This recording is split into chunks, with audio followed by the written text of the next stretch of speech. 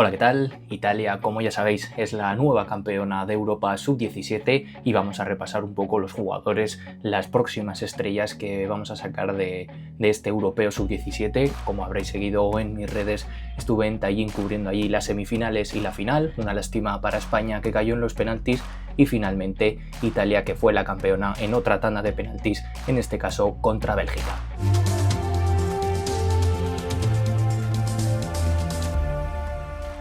Vamos a repasar un 11 de futbolistas a los que seguirles la pista, sin contar primero a los españoles, porque quiero hacer un apartado en concreto dedicado a la convocatoria de los españoles, ya que para mí es una generación muy interesante, teniendo en cuenta que tenemos también varios jugadores del 2010. Y luego también recordaros que apuntéis la fecha, arranca el Mundial justamente esta semana, así que entre medio vamos a tener una sorpresa que es el Europeo Sub-19. Espero que estéis todos muy atentos, habrá mucho contenido del Mundial, pero le vamos a dar también mucha voz al Europeo Sub-19. Ya sabéis que en este canal se le da voz a todas esas historias, ahora se le está dando mucho globo al Mundial, sabemos lo que implica, pero a mí me gustaría darle también mucha voz al Europeo Sub-19. Vamos a arrancar, como decía, con un 11 de jugadores, no revelaciones, porque hay muchos que ya los hemos visto, por ejemplo, en la Youth League. Es muy difícil seguirlos en sus equipos, en sus canteras, si no son jugadores como el caso de Monongo, que está en Ligan, que ya los hemos visto al máximo nivel, pero es un 11 muy interesante. Ya sabéis que yo no soy de hacer 11 ideales, porque si te ves todos los partidos, quedarte solo con 11 es muy difícil, que empezando por la portería. Ya digo, es un 11 sin españoles, el 11 españoles lo veremos después, dando una especie de feedback sobre todo lo que ha hecho la selección española. Ya lo digo, desde el banquillo Sergio García tiene una generación muy interesante y vamos a ver cosas buenas para el futuro. Empezamos en esta portería sin jugadores españoles. Para mí, Lupo y Segers, los dos porteros de la final, son dos futbolistas, dos porteros que tienen un futuro increíble. Más Segers, a mí me ha gustado más el portero belga, ya que me parece mucho más completo a la hora de jugar con los pies. Tiene todavía mucho que mejorar. Hemos visto en este europeo alguna salida errónea, se precipitaba un poco, pero a la hora de parar, a la hora de salir por arriba, es un portero, la verdad, que muy interesante. Y luego Lupo, como no destacarlo, ya que ha parado 4 penaltis en 2 partidos, 3 en el partido contra España, 1 en los 90 minutos y 2 en la tanda de penaltis, y luego en la final contra Bélgica volvió a ser el héroe, durante los 90 minutos también, haciendo alguna parada de mérito. Es un portero muy interesante. Y luego en la tanda de penaltis volvió a parar un penalti, y luego Bélgica, que como sabéis dio el otro penalti al larguero, y al final la campeona de Europa, que es Italia.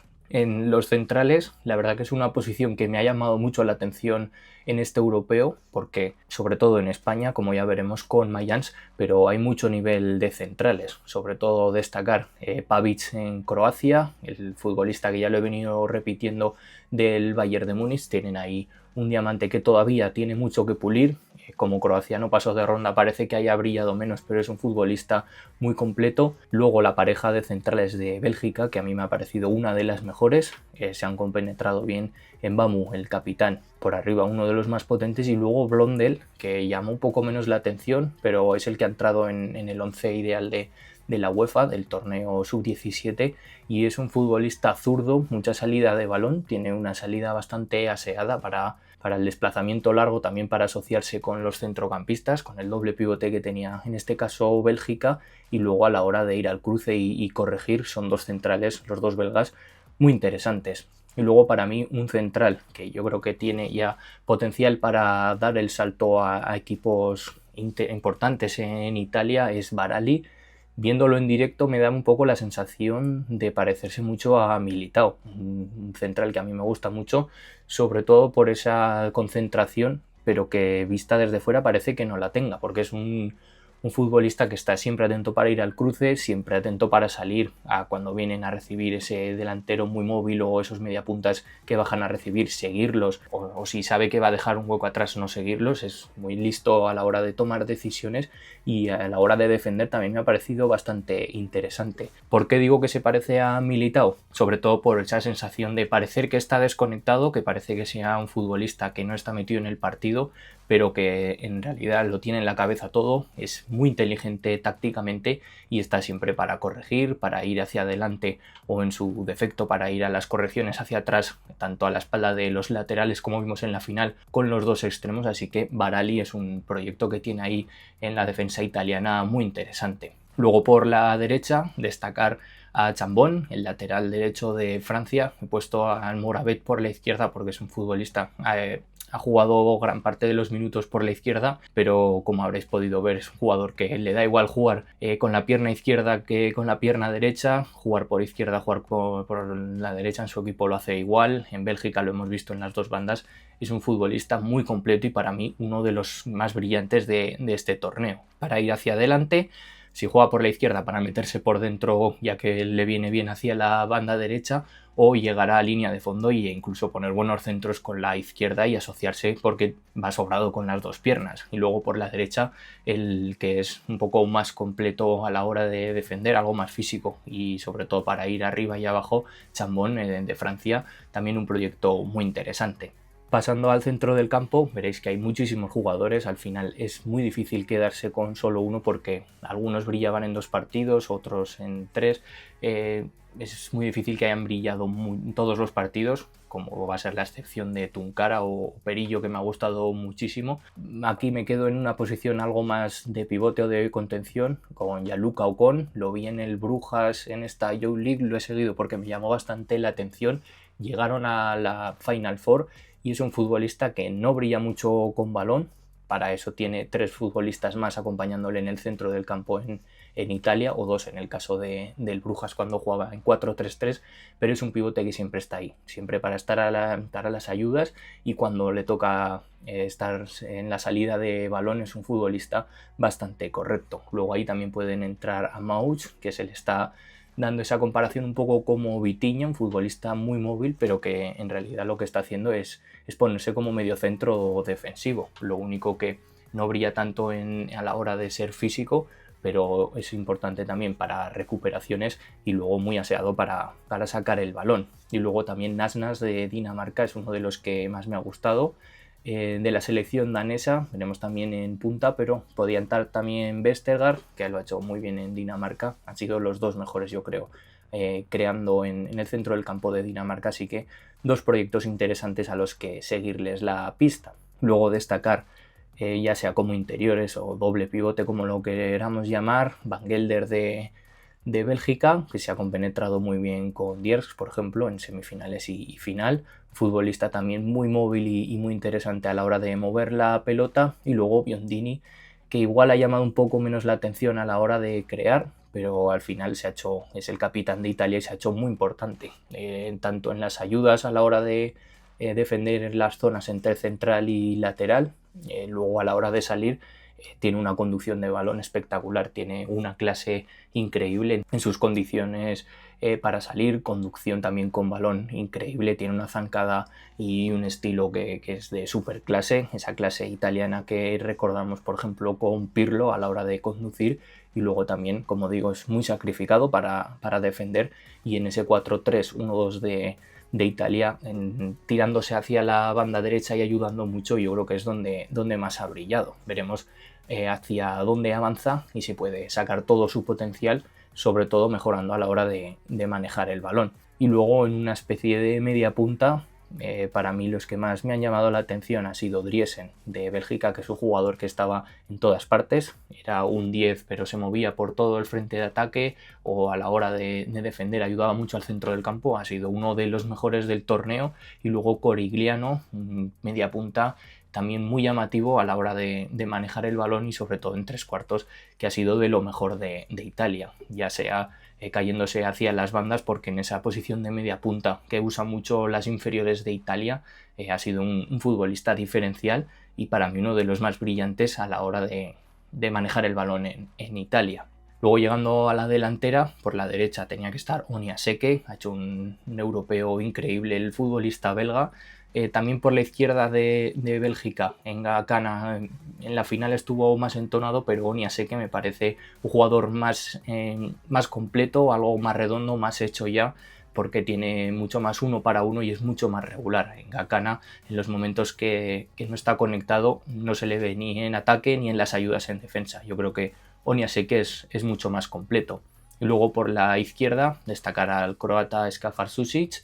Lo hemos visto en varios partidos, que ha sido bastante interesante, y también puede entrar por ahí Gadou de Francia, que son futbolistas que yo creo que si siguen mejorando, sobre todo en la toma de decisiones, van a ser futbolistas y extremos muy importantes a la hora de ir subiendo escalones y hacerse un hueco en primeros equipos y en primeras divisiones de Europa. Y luego en punta, destacar 3 puntas, no me podía quedar solo uno, pero para mí el mejor, el que más peligro y más juego a su alrededor ha creado, ha sido Perillo, el delantero italiano, muy completo. Para mí ha sido una de las sorpresas del torneo, no lo tenía en el radar y la verdad que me ha parecido increíble todo lo que hace, sobre todo jugando de espaldas, porque es muy listo tácticamente, y luego a la hora de llegar hacia arriba, marcar goles y crear mucho juego a su alrededor, pues la verdad que es un delantero muy completo y con mucho potencial. Y luego también destacar en Dinamarca a Bro Hansen y en Croacia Dedić, recordar ese hat-trick que nos hizo a la selección española